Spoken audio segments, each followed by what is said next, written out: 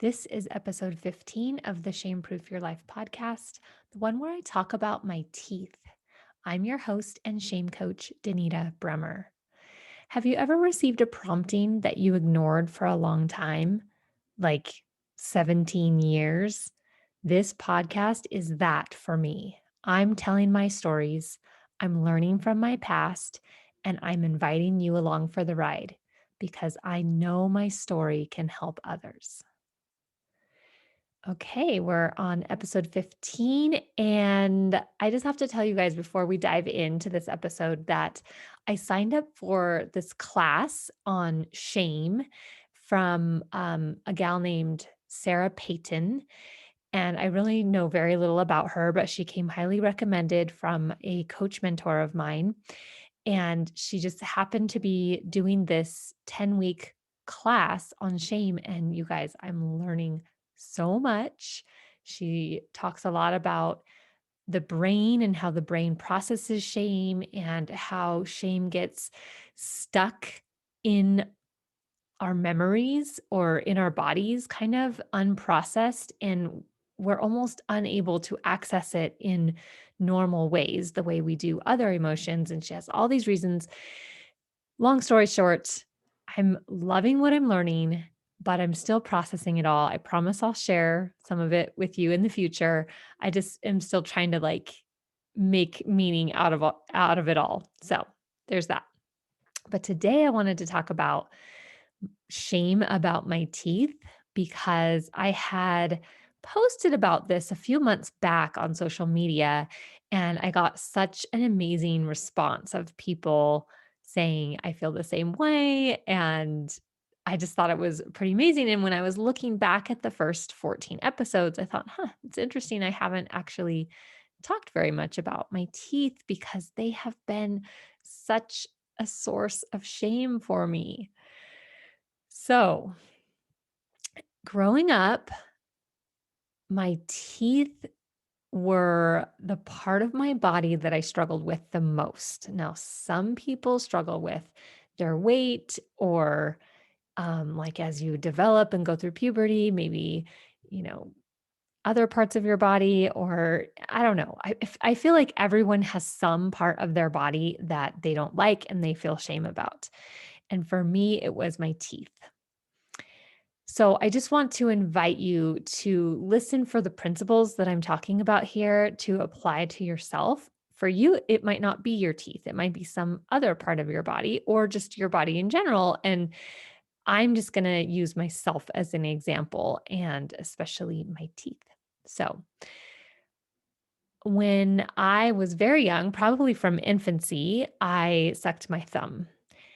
So, kind of like looking back and considering the things that I've been learning about shame and all the things, I kind of think it makes so much sense that I sucked my thumb because it is a self soothing action. And the more I dive into learning about shame, the more I realize that shame makes us feel very alone. And it's very uncomfortable, it's very isolating, and so to be able to soothe yourself in that makes a lot of sense. The problem with sucking my thumb was that it really, I almost constantly sucked my thumb. I don't wanna say constantly, but very, very a lot throughout the day. That's some good English for you there. Very, very a lot. Um And it, of course, had a great impact on my teeth and how they developed. As I look back at pictures, my baby teeth weren't all that crooked. They were a little bit crooked, but not as much as my adult teeth. So I think the thumb sucking habit really played a part in that. And when I was really young, my parents, I don't remember them really saying anything about it or trying to get me to stop. It wasn't until about first grade that my parents started really trying to discourage me from sucking my thumb. And I kind of wonder if that had anything to do with the fact that we had moved and we were now living closer to my grandparents, my dad's parents. And they always had lots of opinions about everything, and I wonder if they had an opinion about that, about my teeth and that I sucked my thumb, and I wonder if they kind of encouraged my parents to address it, because before that, I don't really remember it ever being a problem, but, or maybe it was just the fact that I was going to school full time and my parents didn't want people to make fun of me or whatever. I don't know.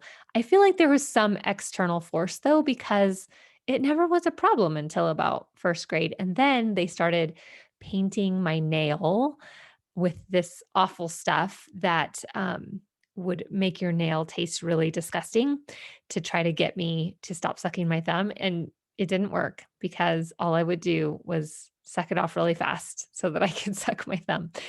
So I remember them putting like hot sauce on my thumb and things like that. And eventually I stopped sucking my thumb on my own, but I do remember that period of time when my parents were really discouraging it.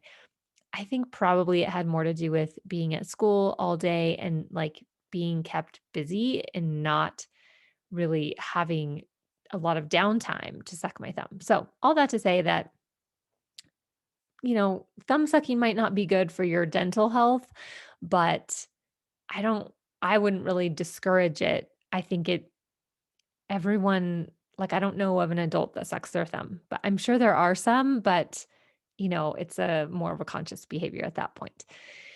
Um, so basically, my teeth were really, I had really buck teeth.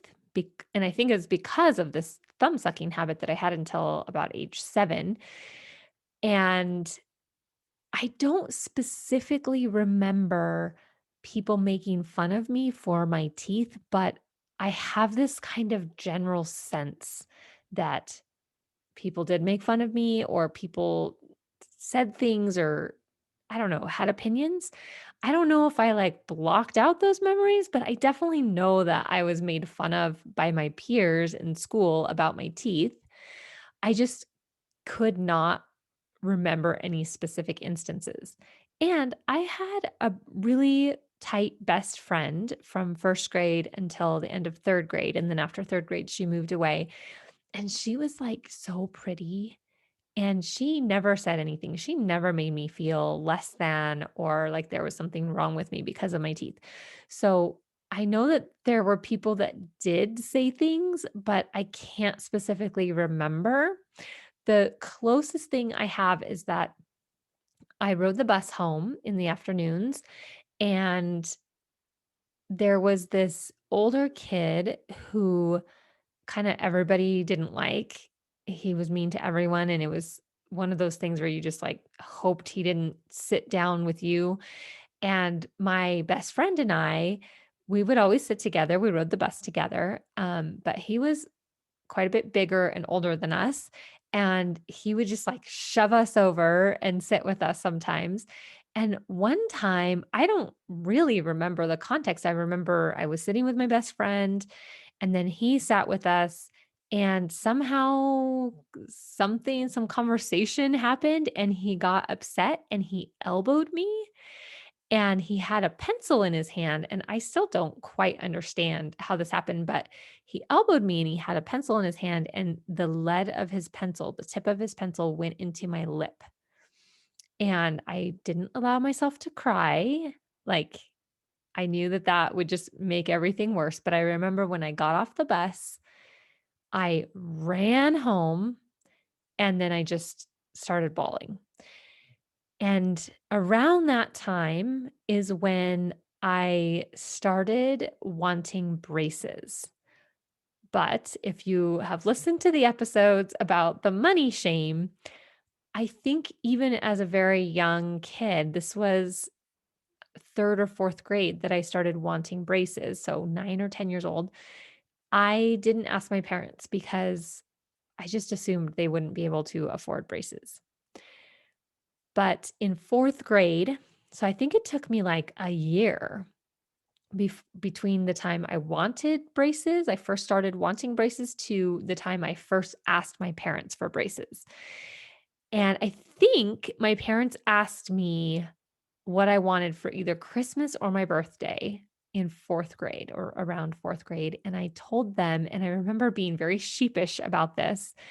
I told them I wanted braces. And they were like, "Oh, okay. Well, yeah, we can't afford braces. What else do you want?" So after that, after I got the gumption up to tell them I wanted braces, every Christmas and birthday, I would ask for braces. And finally, in 8th grade, so it took, 4 or 5 years, my parents told me I could get braces. And I remember the day, it was December 8th of 8th grade that I got my braces on. And I remember being so grateful and so committed. I was determined that I would never complain about my braces and I would do everything the orthodontist told me to do, everything the dentists told me to do. I actually had to get oral surgery because I had an impacted tooth, which is a tooth that never came down from when I lost my baby tooth. The adult tooth never came down, it stayed up in my gums. And so part of my orthodontia at the time was that we had to schedule oral surgery, and the surgeon went into the roof of my mouth and cut open a little hole and put a little button on my tooth, and then the orthodontist took a little rubber band and would hook it onto that button, and the whole tooth had to be brought down, and then it was rotated 180 degrees. So once it was brought down, we had to rotate it 180 degrees. And because of all that movement, and you can see it in pictures, that tooth is darker than the rest of my teeth. It actually, the root of it died, and because of all the trauma it went through, but it's still fine. Like, it's a tooth, it doesn't give me any pain. It just color wise, partially because it wasn't seeing light as long as my other teeth, and partially because of the movement it had to go through and the trauma. And so it doesn't, the root of it is actually dead. It is a little bit darker than the rest of my teeth. And I kind of like, looking back, I sort of feel proud about that. Like, it doesn't bother me that my tooth is darker. I think it reminds me of how committed I was and how determined I was to fix my teeth. And I mean, that's pretty impressive for like a 12, 13-year old, right? Gives you a little bit of an idea of the kind of kid I was. Um, so I was really proud, really grateful to have braces, grateful to fix my teeth, proud of my teeth. Seriously, like, nothing but gratitude for that. And I kind of thought, like, okay, well, that's the end of it, right? Like, now my teeth are fixed. Now I don't have to feel bad about my teeth. But of course, as we know that humans do, it's not really about the teeth that makes us feel bad, right? It's about our thoughts and what we're making it mean about ourselves. So I think that what I made it mean was that I looked stupid, that people couldn't see the real me and they didn't accept me the way I was. So, of course, having those meanings around my teeth makes sense that I would feel a lot of shame and feel bad about my teeth and want to change my teeth. So, from, let's see, I got my braces on in 8th grade. I believe I got them off 3 years later when I was 16 in 11th grade. And so between the time that I got my braces off, they had put a permanent retainer on my bottom teeth, which is very common. They still do that today. Two of my kids have a permanent retainer on their bottom teeth, and it was fine until about my sophomore year of college. And I think that that's when my wisdom teeth started growing in and pushing my bottom teeth, and it like was causing a bunch of like pressure, and it like kind of like when you get something stuck in between your teeth, that kind of uncomfortable pressure. That's what it was feeling like constantly. And so I made a dentist appointment, which I remember this being like a really big deal in my mind. When I was growing up, my parents never had insurance.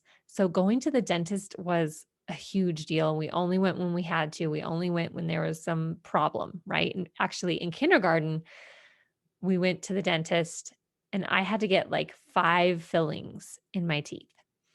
And I remember it was so painful and just crying. And my little sister, who must have been 3 at the time, she also had to get some fillings, but she didn't cry. And I remember my parents mentioning that and like I felt bad about that. So, little story within the story here. Um, and so I felt as a sophomore in college, totally independent from my parents at this time. I was like, I want to feel in charge and empowered about my teeth and my dental health. So I went to the dentist, I made an appointment. I have no idea how I paid for it. I don't think I had insurance at the time. Maybe I had some kind of student insurance, beside the point. But I was so proud of myself for deciding that I wanted to overcome my fear of the dentist and this shame that I felt about my teeth. And I think I just picked a dentist based off of location. And so I remember going into this dentist and, having like a regular cleaning and a checkup. And I asked him if he would remove the permanent retainer in my bottom teeth. And he kind of hesitated and he was like, "Are you sure? Because, your teeth are going to crowd." And I was like, "Yes, I'm sure. It's bothering me so much." And so he removed the bottom retainer. And I remember having a conversation with him and telling him how I felt so bad about my teeth and how I, always had lots of cavities and that I wanted to kind of take charge of my dental health. And he, of course, commended me for that. But he also told me something that was so useful to me at the time. He totally soothed my shame and he said, "Oh, you don't have to feel bad about your teeth. Some people just have softer teeth. Some people just, no matter what they do, they could brush their teeth 5 times a day, they're still going to get cavities. Some people have more saliva," which, hello, I'm one of those people. I drool a lot in my sleep. Sorry if that's TMI, but if you're listening to this podcast, you probably know that there really is no such thing as TMI on my podcast. But he said that when you have more saliva, then it tends to like erode at your teeth a little faster. And that contributes to having pain or being more prone to cavities. And so basically, what he was saying was that it wasn't my fault, that my teeth were my teeth, and I just had to learn how to take care of my teeth in the way that they needed. And that was exactly what I needed. I needed someone to say, "This isn't your fault how your teeth are." Because I had this idea that it was because I didn't floss my teeth enough, or because sometimes I forgot to brush them, or because I chose to eat candy or whatever. Right. And of course, all of those things do contribute. But he basically said, "Yeah, maybe you can eat better and healthier and floss more and brush your teeth more, and of course I recommend all those things, but also it might just be your teeth, just the way they are." And after that, I like basically the shame about my teeth went away for a long time until my teeth did exactly what that dentist said they would, which is crowded. My bottom teeth are now crowded again, and I need braces again. Now, I go back and forth in my mind, like, should I get braces? Should I not? Because I notice myself feeling shame about it again. Like, I was so proud and determined to get braces, and my parents had to sacrifice, I'm sure. I have no idea where that money came from. And I kind of feel a little bad that I let them crowd again to the point where I need braces again. So part of me feels like I should punish myself and not get braces. And part of me feels like, no, this is what happens in middle age. Our teeth just crowd. And by the way, those wisdom teeth that came in, I never got them removed. My mouth is big enough to house them. But when they came in, they pushed the rest of my teeth forward and caused some shifting. So again, I need to just remind myself that my teeth are my teeth and it's not necessary to feel bad or to feel shame about them. Okay. So, as you're listening to this story, I want you to kind of think about what part of your body do you maybe feel shame about or feel bad about? Maybe it's not like full blown shame, but what part of your body have you been telling yourself that if you changed X, Y, or Z, then that would change? And why can't you get yourself to do it? Or really, what I want you to think about is what do you make it mean about you? Whatever part of your body you don't like, and it might be multiple parts of your body, or it might just be your body in general. Maybe it's, your weight, or are you sensitive about your body odor or something like that, right? What do you make it mean about yourself? And I just want to offer you that it's not your fault, that your body just is your body. Maybe you can take steps to changing things, right? You can eat differently or have different habits in some way, but that doesn't mean it's going to solve the whole entire problem. Or you could just think of it as it's just not a problem. Some people have crooked teeth, some people have soft teeth. It's not really a problem, and it doesn't mean anything about me. Okay, that's enough for now, and so are you. Until next time, go be you and follow the spirit. I would be ever so grateful if you would rate, review, and share the podcast. Because here's the thing with shame, it always wants to hide. You never know who's struggling with shame, but rating, reviewing, and sharing the podcast might help someone you had no idea needed it. I would also love to continue the conversation. Come find me on Instagram or Facebook at Danita Bremer Coaching.